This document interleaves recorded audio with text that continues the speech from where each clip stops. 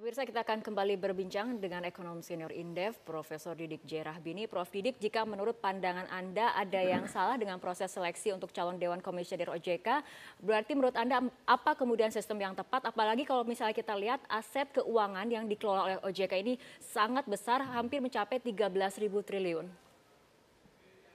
Jadi dalam pandangan saya ya, dengan tidak terpilihnya orang-orang yang cukup baik dan baik dalam pandangan saya, sebagai contoh Pak Mulyaman Hadad, itu berarti ada yang salah ya di dalam sistem rekrutmen itu.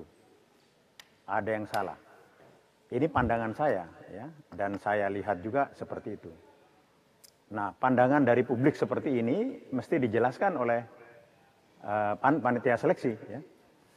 Nah, saya menganjurkan ya, sistem rekrutmen seperti ini itu sistem rekrutmen yang punya interest di dalam pansus-pansus ya, di mana teman-teman di pansus DPR itu kadang-kadang membuat komisi, itu punya interest nanti setelah jadi anggota DPR dia ingin duduk di situ ya. Dan sebenarnya bidang-bidang yang memerlukan profesi yang betul-betul dalam nggak perlu diseleksi.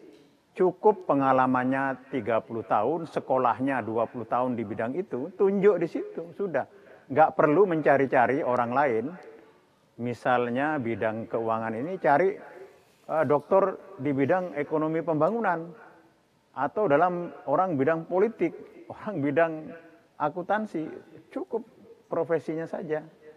Jadi sistem yang dibikin undang-undang, banyak sistem yang salah, yang teman-teman para ahli di luar DPR mesti mengontrol ya, sistem profesi yang dibikin dengan pola politik itu jelas-jelas salah.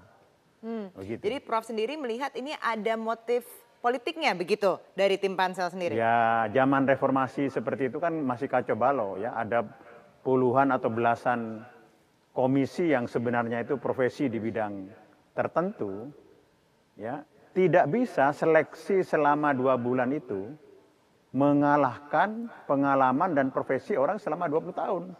Tidak bisa. Itu serahkan saja kepada presiden. Presiden yang bertanggung jawab, tapi undang-undangnya